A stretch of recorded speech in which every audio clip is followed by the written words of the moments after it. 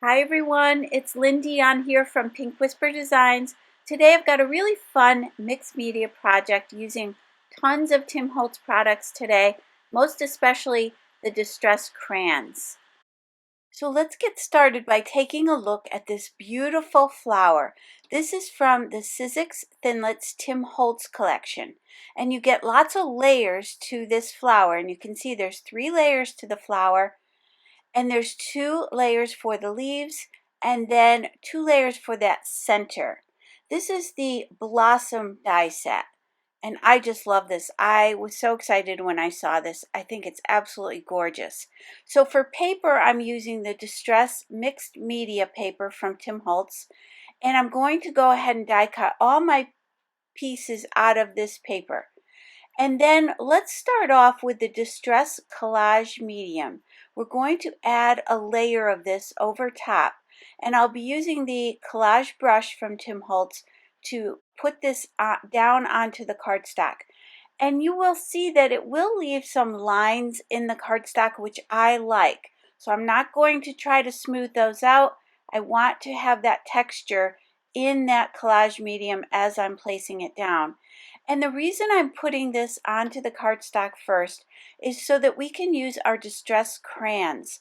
This is going to make it a lot easier to blend those crayon colors onto the cardstock.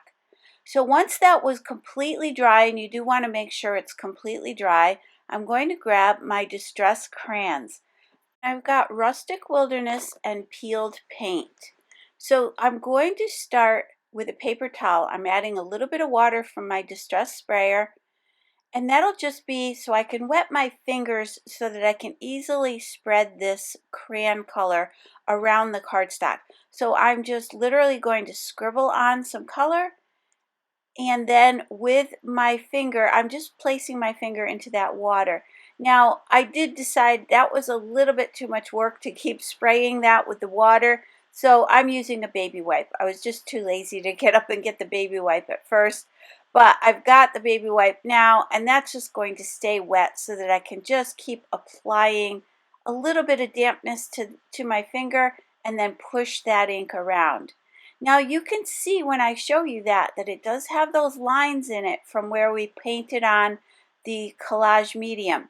And that's okay. Again, that's a look that I'm going for. It's going to give it kind of a wood grain look. Now once I've applied that color, I'll come in with the lighter color onto the layer that's going to go on top of this. Now at this point you may be thinking, I'm not so sure about this coloring technique, but you'll see it'll all come together as we go along, and in the end I'll show you all that beautiful texture that we get.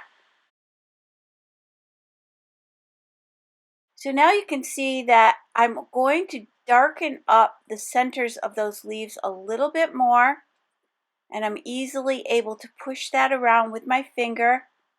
Now you could use a little dauber here if you prefer that, but I do find using my finger is the easiest way to do this. Now for the flower, for this layer of the flower, which will be the top layer, I'm starting off with the spun sugar. I'm placing it in the center of the flower, and then I'll push that out towards the edges.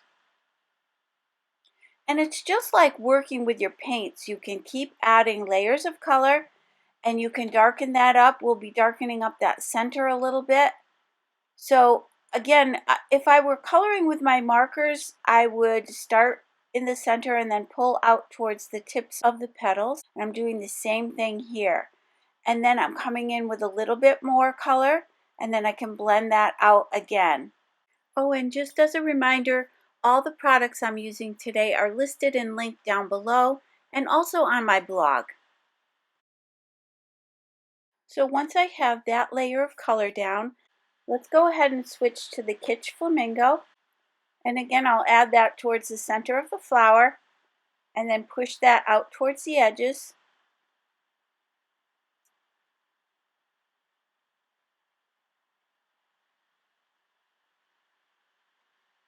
And now we can set that one aside to dry. And I'll grab the second layer of the flower, and we'll start off with the picked raspberry. So obviously you could use colored cardstock rather than coloring in each of these layers with the crayons. You could also use some white cardstock or this heavyweight cardstock and add your inks to it, your distress oxides or your regular distress inks, or in these same exact colors that I'm using here. So just have some fun with it and change it up. Next time, change it up with a different technique. You could use your sprays. That would really be beautiful, actually. So just have some fun with it. But I thought it would be just fun to show you a different way to use your crayons. I really like applying that layer of the medium down below and then adding your colors over top. And it's fun to do.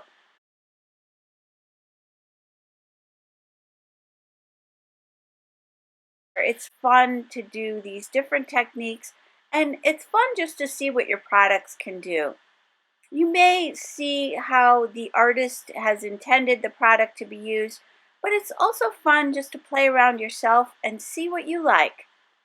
And as far as these crayons go, this is one of my favorite ways to use the crayons, is to use it with that collage medium. I just, again, love that texture that I get. I love it's kind of like a wood grain distressed texture that you get.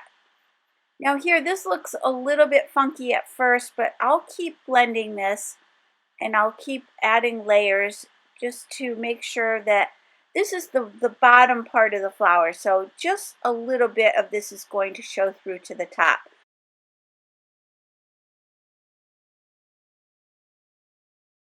So you can see there, I'm just checking to see how that looks.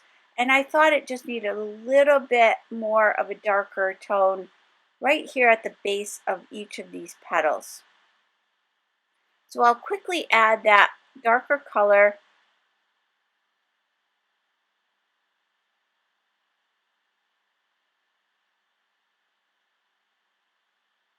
And anywhere you have kind of like a little bit excess of the ink, I do try to blend that out a little bit.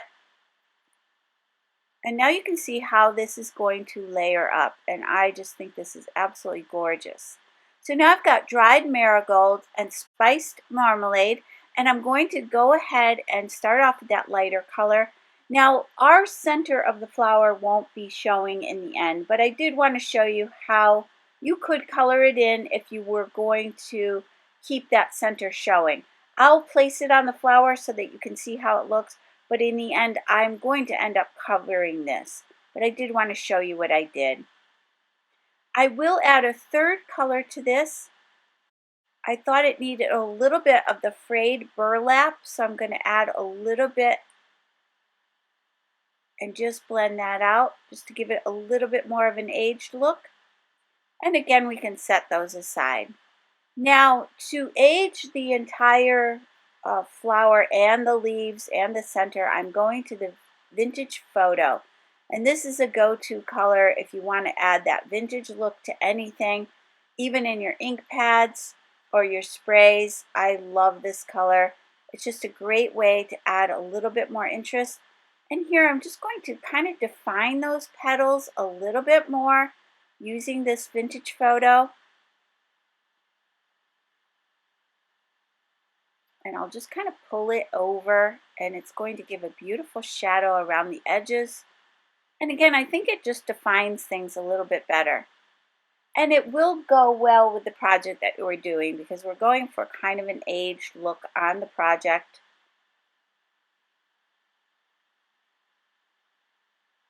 And then I'll do the same thing for the last layer, for the bottom layer.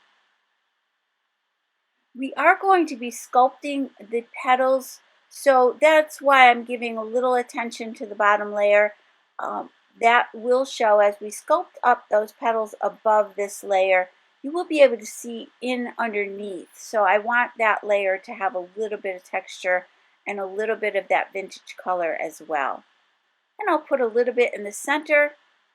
And then I'm going to do the same thing for the layers on the leaves. And I think this really, really makes these come together. So if you do like these mixed media projects, please go to my website at pinkwhisperdesigns.com and just click on the Tim Holtz category. It's over on the right hand side of my blog, and you can pull up a lot of these different Tim Holtz projects.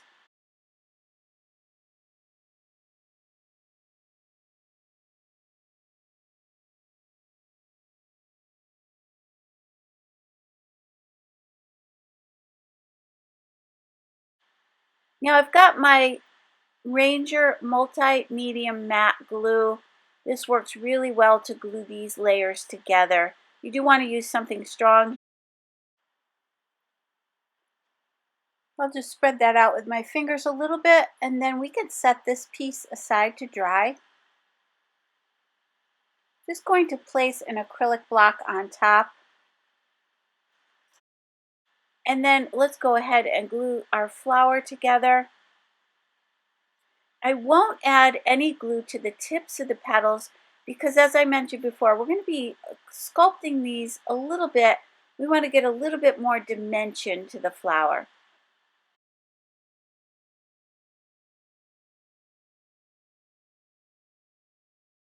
So once I've lined that back up with the bottom layer, we can go ahead and glue that down. And then we'll do the same thing with this piece. On this piece, I will add glue all the way out to the tips because I do want this attached to that second layer really well.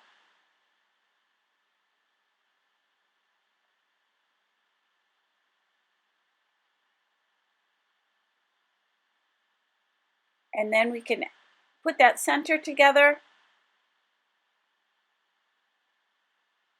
I'm just smoothing out that glue with my finger a little bit. I just didn't want to have too much of that glue pushing through. And here's where I'm sculpting those petals. I waited for everything to dry, and then I'm just sculpting the bottom layer backwards a bit, and then that second layer I'm sculpting it forward. And I'll do the same thing with the leaves. Again, just giving them a bit more dimension and interest.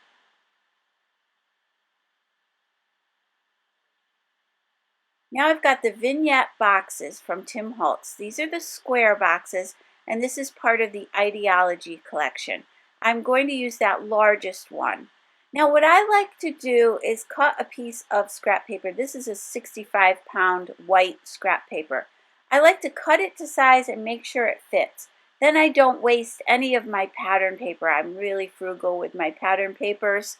I don't like to use them up unnecessarily, so I wanted to show you, this is the Abandoned collection from Tim Holtz, and that one there would have been really pretty as well. But I decided to use this one. I just love that little pop of purple and pink, and I want to keep the words from this section.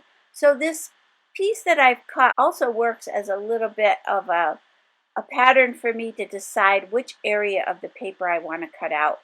You could also cut a piece of vellum paper to size, and then you can see through that vellum when you're trying to decide which areas of your pattern paper you like best.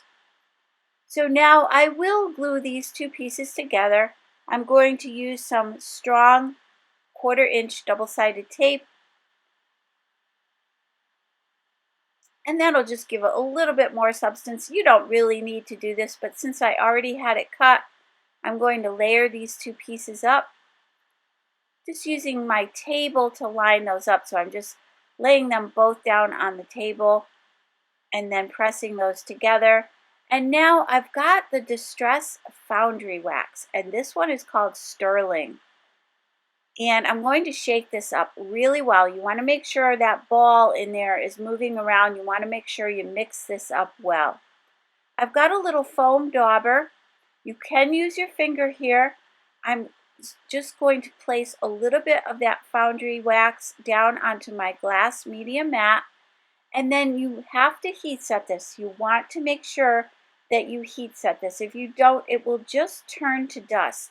It will just dry out and create like a powder almost. So you do need to heat set it. Now I started off with a very light layer. I'm going to add some more. I just didn't think that was popping enough. And I like to get some thick and thin areas when I'm applying this. Gives a lot more interest and texture to the edges. I'm going to just run that right along the edges of this cardstock as well. And then again, you want to make sure you heat set that. And it will get this beautiful shine. It has this beautiful finish to it, just like metal. I'll show you that here in a second. And you can see how gorgeous that is.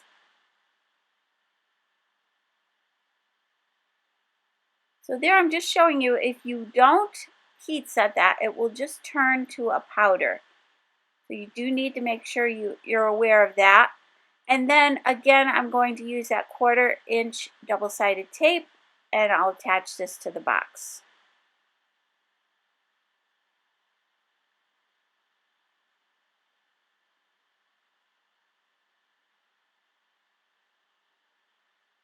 So let's go ahead and attach the flower and the leaves, and I want that kind of up towards the top. We're going to be adding a beautiful metal butterfly down in the right-hand corner.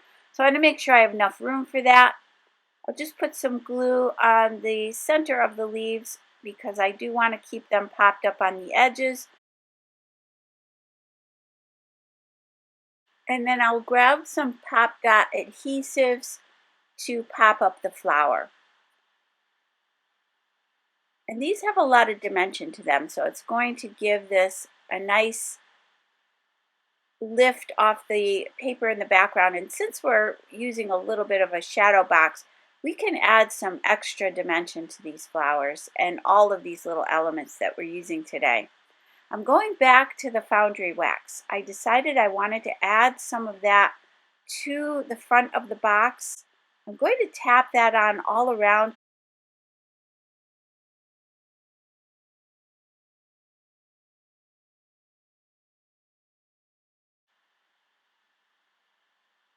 And then again, make sure you heat set this.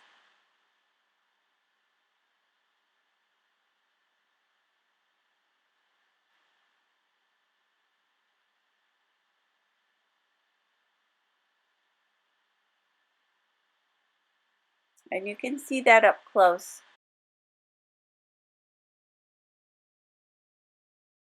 Next, let's grab the odds and ends from the Tim Holtz Idea-ology collection. I'm going to grab this little circular piece, which really has a lot of interest to it. And here's where I'm going to start to cover up the center of the flower. But you could certainly leave it just the way it is here. I'm going to add, again, that multi-medium matte glue. I'll center this on the flower. And then I've got the vintage Flair from Tim Holtz, and I'm going to put one of these in the center. I'll grab this one, and I'm going to go back to those pop dots, but I'm going to layer those up. I'm going to add 3 of these. I'm going to stack 3 on top of each other, and that's going to give us a lot of dimension. And I also want to leave enough room underneath this to slide in one of my quotes, my chipboard quotes. So now that can go right in the center, but before I do that, I'm going to add a little bit of that foundry wax, and I probably shouldn't have removed the backings from the pop dots before I did this, but it worked out fine. So I'm going to tap on a little bit of that foundry wax right around the edges, just to kind of bring everything together, just to repeat that on this little circular piece, and then I'll heat set that. I was a little worried about heat setting that plastic, but it turned out fine. It did not do anything to the plastic on my vintage Flair, so it was okay. I wasn't so sure as I started to heat set it, but again, it worked out fine. And now I want to slide a chipboard quote underneath there, so that's why I've popped it up nice and high. This is the sentiment I'm going to use, and it comes from the quote chips from the Idea-ology collection, and you get a ton of these. And if you watch my videos, you know I love these. I use them all the time. And I'm going to add a bit of foundry wax to the edges of the quote. And again, heat setting that.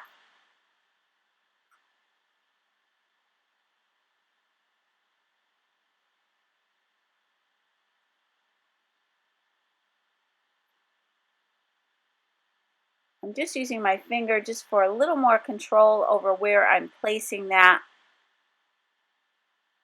And now you can see that up close, and I just love how that looks.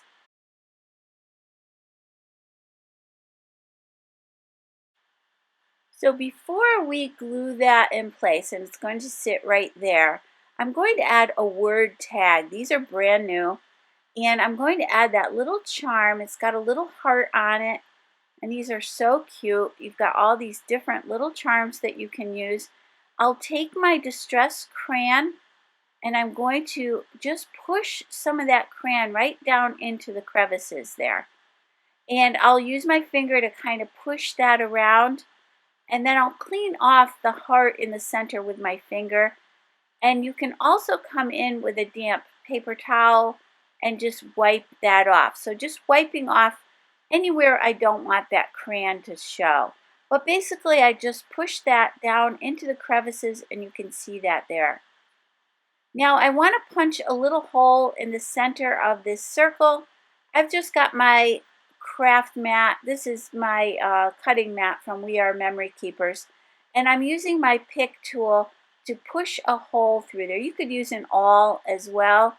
Just be careful with your pick tool. I used an older one that I have. I didn't want to dull the point on the one that I use all the time. So an awl would work fine here. So I took a brad, a mini brad, I slid it through that charm opening, and then I spread out the brad in the back, and that'll sit right on our little circular piece. And now I can go ahead and attach these pieces together. So again, I'm going to slide that chipboard quote right underneath. I did end up adding a little bit of foam mounting tape underneath that as well, but I did that off camera. So now I've got these beautiful Adornments butterflies, and I'm going to use that one on the bottom right. And I also want to add some color to that. I'm also using the velvet trims from Tim Holtz, and this is the Warm collection. And you could use either of those two pinks. Both of those would go really well. I've cut a couple little pieces, and I cut a little notch at the bottom of each of those, and those will be the little tails for my butterfly. I've got the Seedless preserves for the center. Again, I'm just pushing that right down into the crevices. Then I've got the Kitsch Flamingo again.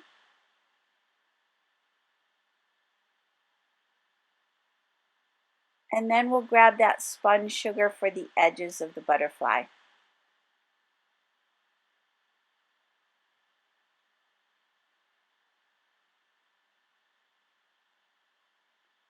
Again, I'm just pushing that in, adding a little bit more of the Seedless preserves. And here again, I've got a damp paper towel, and I'm just wiping away any excess. Now let's go ahead and grab that same glue, and we can glue our ribbon together. And we can also glue it to the bottom of the butterfly. I was running low on that matte medium, so I'm just trying to squeeze out a few little drops of it. And then I've got my scrapbook.com reverse tweezers. I'll clamp that together and let that dry. And then I'm going back to those little pop dots, and I'm going to place one on each of the wings. You can attach that to the box, and next we're going to use the Halloween droplets from Tim Holtz. I'm going to use that kind of dark platinum color, and we're going to go ahead and place those randomly in the box. I did that off camera, and I did use that same multi-medium matte glue to glue those down. And next we can spatter this entire piece. I'm using the bleed proof ink, and this is a white, and what I'm going to do is just add a little bit of water to it, and using a small paintbrush I'm going to spatter this entire box. And that is just going to give everything kind of a mystical look. I'll show you that a little bit closer at the end. And now I've got the picket fence acrylic paint from Tim Holtz, and I'm going to use that same brush we used before to apply that matte medium. And I'm just going to dry brush this on, so you can see that I'm keeping the brush very dry. I'm tapping off any excess ink. I'll go around the outside of the box and I'll do the inside as well. And then I've got the Adornments ribbons. These are the ribbons and bows from Tim Holtz, and I'm going to place this up towards the center of the box. Now I also want to go back to the crayons and grab that spun sugar. Again, I'm pressing that crayon down into the crevices. I'll use my finger to push away any excess and to really push it down in those crevices. And then I've got that damp towel again, and I'll wipe off the excess on the top high spots of that ribbon. Once that's done, I'm going to go ahead and glue that right to the center at the very top of the box, and I'll let that sit and dry. So I know this was a little bit longer video, and I apologize for that, but I do like to include all the details so that if you want to create one of these of your own, you can just follow along. I really hope you enjoyed the video today. If you did, please hit the like button and subscribe. And don't forget to hit that notification bell so that you don't miss a single video. So I thank you all for joining me today. I hope you all have a great day. Take care. Bye-bye.